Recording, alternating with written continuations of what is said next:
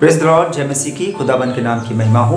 और कलाम में जाने से पहले मैं अपने विश्वासी भाई बहनों से ये कहना चाहूँगा कि अगर आपकी लाइफ में बहुत ज़्यादा गड़बड़ी हो गई है या शैतान ने बहुत ज़्यादा नुकसान कर दिया है और आपसे बैलेंस नहीं हो पा रही है, आपका पारिवारिक जीवन बहुत डिस्टर्ब सा हो गया है, तो मैं आपसे ये सलाह देना चाहूँगा कि आप परमेश्वर के साथ समय बिताएं। जब आप परमेश्वर के साथ समय बिताओगे तो वो चीज़ जो आप अभी नहीं देख पा रहे हैं, मेरा कहने का मतलब ये है कि जैसे एक बीज बोते हैं तो हम दूसरे दिन एक पौधे को नहीं देख पाते, उसमें वक्त लगता है, फिर धीमे धीमे हमें एक छोटा सा पौधा दिखाई पड़ता है। उसी तरह जब हम परमेश्वर के कलाम को अपने हृदय में बोएंगे तो उसका पौधा भी, बीज जो है वो पौधे में बदलेगा।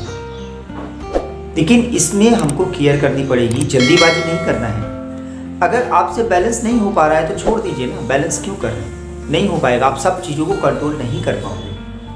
और इतने वायदे परमेश्वर ने किए हैं तो इन वायदों पे भरोसा करिए ना। परमेश्वर कहता है ना कि मुझे आजमा के देखो, मुझे आजमा के देखो, मैं आसमान की झरोखे खोलना तो कहना।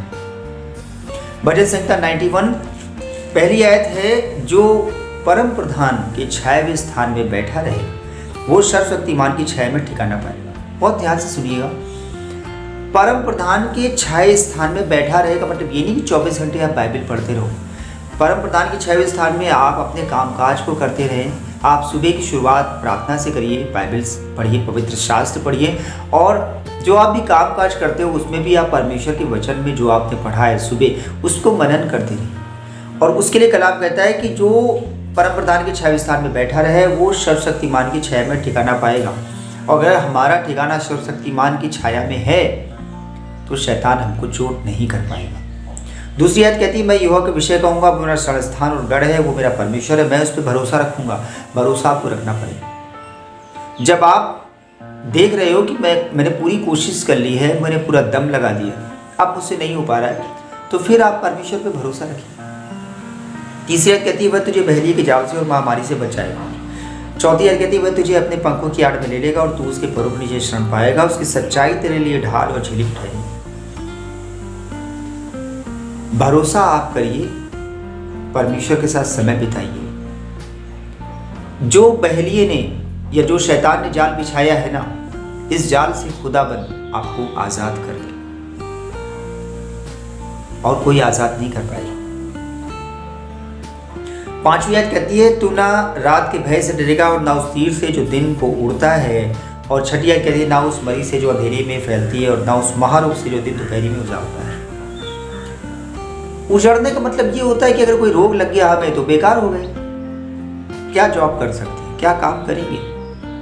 अगर रोग हमारे ऊपर आ जाता है, कोई बड़ा भयानक रोग आ जाए तो हमारे सारे सिस्टम तो फेल हो जाएंगे ना।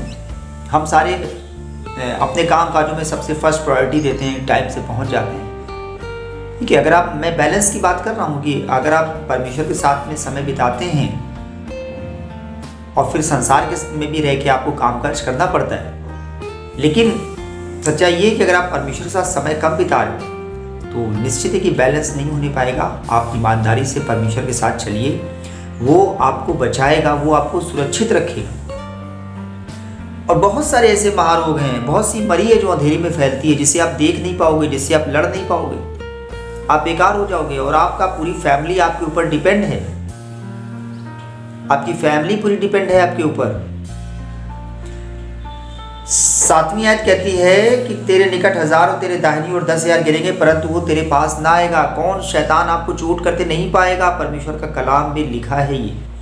भजन संहिता 91 के 7वीं आयत कह रही है कि तेरे निकट हजारों मतलब इतने सारे लोग जो तेरे विरुद्ध पाती बांध के खड़े हैं, तुझे गिराने की कोशिश कर रहे हैं, तुझे बीमारी लाने की शत्रु या तुझे बीमारी लाने का शैतान तुझे बीमारी देने जा रहा है, वो नहीं देने पाएगा। जब शरण स्थान, हमारा गढ़, परमेश्वर की छाए हुए स्थान पे हम बैठने के लायक अपने आप को बना देंगे, इतनी आसान नहीं है। परमेश्वर के छाए हुए स्थान पे बैठना बड़ा आसान नहीं है। वो लगता है हमें कि अरे हम तो परमेश्वर के छाए स्थान पे बैठ गए, ऐसा नहीं है। भवन जाने से हम छाए स्थान पे नहीं बैठ पाते हैं। सिर्फ प्रार्थना कर लेने से और परमेश्वर के मतलब भवन में संडे चले गए तो हम आत्मिक नहीं हो जाते हैं। उस आत्मिकता में बना रहना पड़ता है। और जब लंबे समय तक बने रहते हैं तो हम परमेश्वर के छाया स्थान में बैठे रहते हैं, तब शत्रु हमको छू नहीं पाएगा। 8वीं आयत कहती है, परंतु तू अपनी आंखों से दृष्ट करेगा और दुष्टों के अंत को देखेगा, जो तेरे विरुद्ध, जिन्होंने आज तुझे गिरा दिया है, जिन्होंने आज तुझे बहुत चोट करी है, जिन पर तू प्रबल नहीं हो पा रहा है ना, उनके ऊपर अब आपको लड़ने की जरूरत नहीं है। परमेश्वर का कलाम कह रहा है कि तू अपनी आंखों से दृष्ट करेगा और दुष्ट के अंत को देखेगा। मैं आपको अपना एक्सपीरियंस बताऊं, जिन लोगों ने, मैं भी जॉब करता हूं, एज ए मैं लैब असिस्टेंट हूं, एज ए टीचर भी हूं, मैं पढ़ाता भी हूं। जिन लोगों ने हमारे खिलाफ बहुत प्रॉब्लम क्रिएट की, मैं सच बता रहा हूं, मैं उनको अब देखने नहीं पाता, मुझे वो चारों तरफ कहीं दिखाई नहीं पड़ते। सच में आप बिल्कुल वापस आ जाइए, भरोसा रखिए, कोई है जो आपके साथ खड़े होकर युद्ध करेगा। 9वीं आयत कहती है, यहोवा तू मेरा शरणस्थान ठहरा है, तूने जो परम प्रधान को अपना धाम मान लिया, इसलिए कोई विपत्ति तुझ पर ना पड़ेगी और ना कोई दुख तेरे डेरे के निकट आए। देखिए, पहली बात तो यह है कि शरणस्थान कैसे ठहरेगा, जब अपने जीवन को बदलाव लाएंगे ना। कुछ गड़बड़ी तो हमारी तरफ से होती है भाई, इस चीज़ को तो मानना पड़ेगा ना। बहुत ज़्यादा सांसारिक होना, सांसारिक लोगों की बातों में थोड़ा सा ढल जाना, क्या बताएं, मान लीजिए वो पूजा पाठ कोई कर रहे हैं या ऐसा कुछ काम कर रहे हैं, आपको इनवाइट करते हैं, अब आप सोच रहे हैं कि आप नहीं जाते हैं तो बुरा लग जाएगा, खराब लग जाएगा, चलो चलते हैं। वहाँ पे आपको भोज में बैठा रहे हैं, उन्होंने कोई अनुष्ठान किया है धार्मिक, उसमें आपको शामिल कर रहे हैं, आप नहीं मना कर पा रहे हैं, तो ये सब चीज़ें कहीं गड़बड़ी। आप जीवन में थोड़ा सा आपको बैलेंस, आपको भी कंट्रोल करना पड़ेगा, आपको बोल देना पड़ेगा, नहीं भाई देखिए, हमारी आस्था आपके प्रति, जो आपका धार्मिक जीवन है, जो धार्मिक विश्वास है, उस पर नहीं है, और इसलिए हम आपके धार्मिक कामों में शामिल नहीं होंगे। तो वहाँ पे आप जाएंगे, शामिल होंगे, और वो ठीक है कि जो पौलुस ने कहा है कि वो सब कुछ नहीं है, ठीक है, लेकिन फिर भी आप उसमें जितना आप बैलेंस, उन लोगों को बैलेंस मत करो, आप उनके साथ शेयरिंग मत करो, उनके साथ आप अपने स्टैंडर्ड को मत मेंटेन करो, वो आपको कुछ दे नहीं पाएंगे। आपको, मैं आपको बताऊं, कोई बाहर हो, कोई घातक रोग आपको लग जाएगा तो वो आपको बचा नहीं, कितना भी पैसा आपको होगा। कुछ ऐसी बीमारियां हैं ना, आप कितना पैसा लगा दो, आप किस चीज पे भरोसा रखते हो। अगर शैतान को आपको गिराना है, आपका जीवन गड़बड़ी में है, वो गिरा देगा आपको, आप नहीं खड़े हो पाओ। इसलिए सिर्फ हमारे पास एक ही रास्ता है, ईमानदारी से परमेश्वर के पास आ जाइए, परमेश्वर के साथ समय बिताइए, अपने गुनाहों को मान लीजिए। जो गड़बड़ी कर रहे हैं, हम ही आप तो गड़बड़ी करते हैं ना, गड़बड़ी हमारी तरफ से होती है, उसके बाद शैतान मारता है। शरण स्थान जो परमेश्वर ने दिया है ना, वो जैसे ही अलग हुए ना, बस सुरक्षा हटी और दुर्घटना घट जाती। उसके बाद देखिए, इसलिए कोई विपत्ति तुझ पर ना पड़ेगी, ना कोई दुख तेरे डेरे के निकट आएगा, क्योंकि वो अपने दूतों को तेरे निमित्त आज्ञा देगा कि जहाँ कहीं तू जाए वे तेरी रक्षा करें।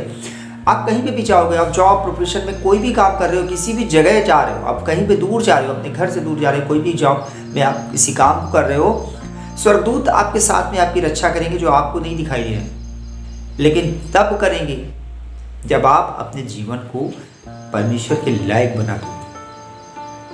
सिर्फ भजन संहिता 91 पढ़ने से नहीं हो पाएगा कि हमने 91 क्लेम कर दिए, अब दूत हमारी रक्षा करेंगे। और हमारा जीवन में जो हम गड़बड़ी कर रहे हैं, हमारा उठना बैठना, हमारा चाल चलन अगर गड़बड़ है तो कोई हमारी रक्षा नहीं करेगा। सच्चाई को ईमानदारी से मान के चलिए। उसके बाद देखिए 12वीं आयत, वे तुझको हाथों हाथ उठा लेंगे, ऐसा हो तेरे पाँव में पत्थर से ठेस लगे। 13वीं आयत कहती है, तू सिंह और नाग को कुचलेगा, तू जवान सिंह और अजगर को लताड़ेगा। युद्ध में आप जीत जाओगे, लेकिन कैसे जीतोगे? तब जब परमेश्वर के कलाम की ताकत आपके साथ में होगी, हृदय में परमेश्वर का कलाम होगा, भर लेंगे अपने हृदय को। ये मत सोचिए कि अरे 91 तो मैंने भी तो कई बार पढ़ी, पढ़ते पढ़ते याद हो गई, मेरे बच्चे को याद होगी। इसका मतलब ये नहीं है कि हम इसको अब हम पढ़ना छोड़ दें। नहीं, क्यों छोड़ेंगे भाई? अरे ये आत्मिक भोजन है, जितनी बार करोगे, जितनी बार इस आत्मिक भोजन को खाओगे ना, उतनी बार ताकत मिलेगी, उतनी बार परमेश्वर की सामर्थ आपके जीवन में काम करेगी। ये आत्मिक जीवन ही जब कम हो जाता है तभी शैतान मारता है।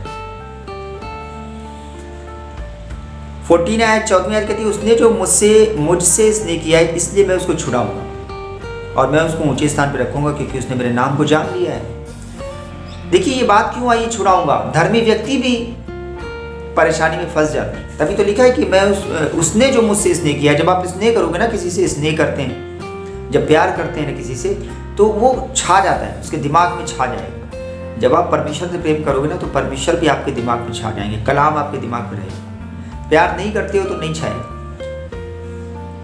और जब वो आप प्रेम करोगे, स्नेह करोगे, तो वो बोल रहा है, परमेश्वर का कलाम कह रहा है कि इसलिए मैं उसको छुड़ाऊं, क्योंकि आप उससे प्रेम करते हो। आप जब परमेश्वर के कलाम को पढ़ते हो, मनन करते हो, आप हृदय से उसको प्रेम करते हो, तो वो आपको छुड़ा देगा। 15वीं आयत कहती है, जब वह मुझको पुकारे तब मैं उसकी सुनूंगा, संकट में मैं उसके संग रहूंगा, मैं उसको दीर्घायु से तृप्त करूंगा और अपने किए हुए उद्धार का दर्शन दिखाऊंगा। आपकी आयु लंबी हो जाएगी। इतने वायदे परमेश्वर 91 में कर रहा है। और जब वह मुझको पुकारे तब मैं इसको सुनूंगा। पुकारेंगे हम क्यों? हमें तो हमेशा ज़रूरत पड़ेगी। ऐसा तो ना है सियोरिटी कि हम मतलब परमेश्वर के साथ चल रहे हैं तो हम परेशानी में नहीं पड़ेंगे।